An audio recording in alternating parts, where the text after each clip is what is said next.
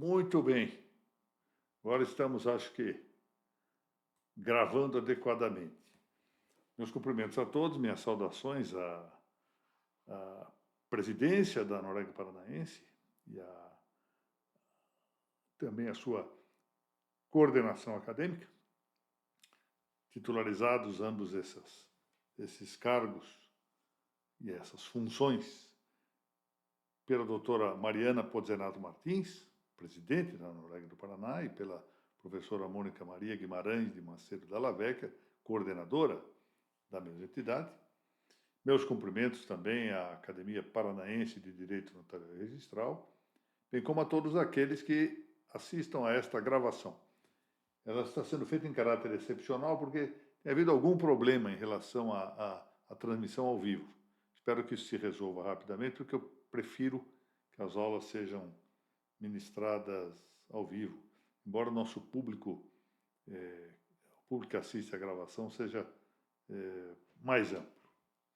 Bom, estamos tratando agora a segunda parte do tema da agonia da habilitação matrimonial, porque, como nós sabemos, a ideia de uma reforma do Código Civil é a proposta que advém daqueles que estão elaborando o projeto inaugural dessa reforma, é no sentido de extinguir os proclamas, os editais pré-matrimoniais, bem como a habilitação pré-nupcial. Ao encerrar a primeira parte desse tema, na semana passada, nós lançamos, ou deixamos no ar, uma indagação sobre a quais fatores devemos atribuir no mundo ocidental a crise contemporânea da família e do matrimônio. É uma crise manifesta e uma interfere com a outra. A crise da família interfere na crise do matrimônio, a crise do matrimônio interfere na crise da família. A resposta a essa pergunta parece importar para compreender a razão pela qual, a nosso ver, eu já antecipei isto, a abolição do processo de habilitação matrimonial poderá influir, de algum modo, na atenuação dessa crise, no abrandamento da crise, ao contrário do que poderia parecer à primeira vista. Como já o deixamos dito em um pequeno escrito para o boletim INR, dirigido de modo muito competente pelo Dr. Antônio Herance, quando um Estado, e com ele a comunidade por ele governada, tratam de equivaler de algum modo o casamento e a união extramatrimonial de sexo, a percepção dos governados é normalizada. Essas palavras citemos entre aspas, normalizada, no sentido do melhor atendimento ao próprio benefício monetário, já que outras possíveis diferenças são superadas pela equivalência dos dois institutos. Ou seja, quando o Estado equivale, de algum modo, o casamento e a união estável, ou outro tipo de união extramatrimonial, não só união estável, outros tipos de união extramatrimonial, o que conta para os governados é o atendimento do próprio benefício pecuniário, do próprio benefício econômico, porque a situação jurídica está normalizada, qualquer que seja a posição adotada. É verdade que essa redução economicista às vezes é abrandada por motivos culturais, por motivos religiosos, ou seja, pessoas querem casar-se na igreja e por isso resolvem acertar o casamento civil para poder casar-se na igreja, mas ultimamente como há essa profusão de religiões que vão criando, há também ritos religiosos feitos na praia, no campo, em qualquer lugar, e não necessariamente num templo religioso, e não necessariamente seguindo os requisitos para um casamento religioso, clássico, digamos assim, isso também vai diminuindo o seu impacto para reduzir o efeito dessa busca do benefício econômico, do benefício monetário. Bom, isso que se pode chamar de redução economicista do casamento foi diagnosticada por um autor de nossos tempos, Carlos Martínez de Aguirre, como um processo de subjetivação do matrimônio de família. Ou seja, há uma tendência subjetivista nessa matéria. Porque, afinal, ambas essas instituições, família e casamento, são contempladas, segundo o autor, não mais como realidades objetivas e naturais, mas como institutos subordinados à livre concepção humana. É dizer, a liberdade negativa, sem restrição alguma, seja na esfera individual, seja no ambiente político. É o que se tem chamado também, ultimamente, de liberdade subjetiva, quando se trata de uma posição individual e quando se trata de uma posição extremadamente estatal, de liberdade objetiva.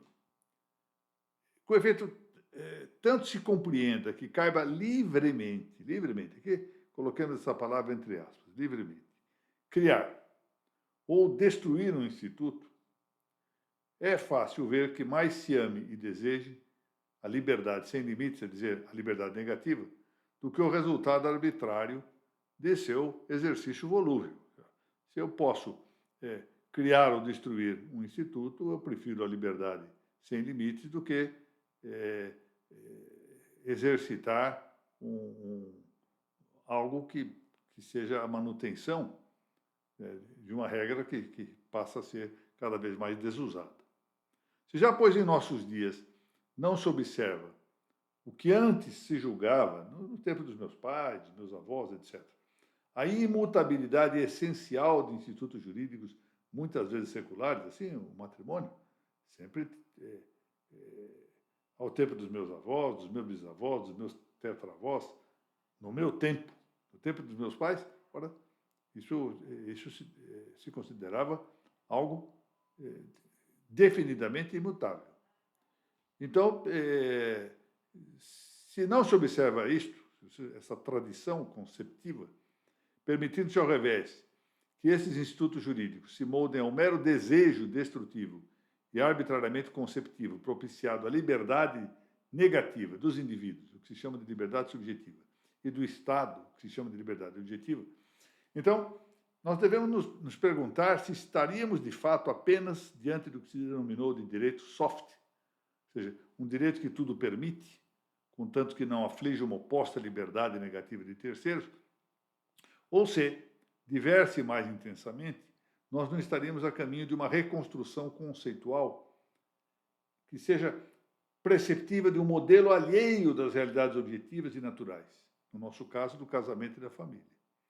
Ou seja, partimos de uma destruição arbitrária, com a liberdade subjetiva, ou seja, a liberdade individual de escolher o modelo que bem queira e regulá-lo de maneira livre, inteiramente autônoma. Esse modelo é recolhido e, de algum modo, aprovado pelo Estado.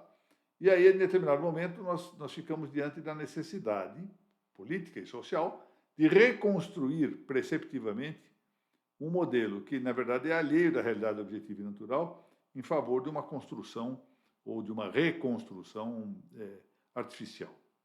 É uma indagação que merece aqui ser considerada. A que vamos, né? Em todo caso, uma coisa é certa. Há um desamor social pelo casamento em nossos tempos. Isso parece inevitável de reconhecer. Esse mesmo autor que eu citei há pouco, Martínez de Aguirre, diz em certa obra que o matrimônio e a família serão o que a vontade de seus membros queira que sejam, e durarão o que a vontade de seus membros queira que durem. Ou seja, é o plano inevitável de uma liberdade sem freio, de uma liberdade sem limites.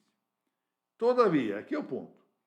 Se de uma parte essa apontada agonia da habilitação pré-matrimonial tem de reconhecer-se como resultante dessa afirmada menor amorabilidade do casamento e da família, cabe aqui dizer, por outra parte, que a extinção do procedimento habilitante, a meu ver, propende a atenuar esse desamor, propende a estimular o casamento civil. Por quê? Porque, como nós vamos depois apontar com mais calma, numa próxima aula, talvez na próxima ou na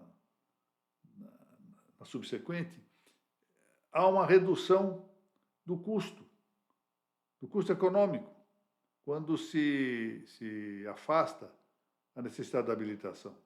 E agora, diante de uma situação de liberdade negativa e diante de uma situação que corresponde à tradição cultural do país, as pessoas em igualdade de condições econômicas, ou seja, não tendo que despender mais monetariamente com o casamento civil do que despenderia com o casamento ou com uma união qualquer, vai ser uma união livre, ou ainda que haja uma pequena diferença, essa diferença seria, digamos, negligenciável, terminarão por acudir àquilo que é tradicional, terminarão por acudir àquilo que é já o ordinário, é o comum na vida cultural. Tenderá a isso. O tempo dirá se eu tenho razão, e eu aguardo que os senhores que militam, sobretudo aqueles que militam na área do registro das notas, formem opinião a respeito deste assunto. Muito bem, e aqui termino a nossa pequena exposição gravada. Reitero meus agradecimentos a todos aqueles que participem da audiência desta nossa explanação. Por igual, cumprimento agradecido à Academia Paranaense de Direito Notarial e Registral e à Noreg do Paraná. Paraná, eu tenho dito isto e tenho ouvido de muita gente, está ocupando uma posição de protagonismo na esfera acadêmica em matéria de direito extrajudicial. Oxalá isto prossiga desse modo. Muito obrigado a todos.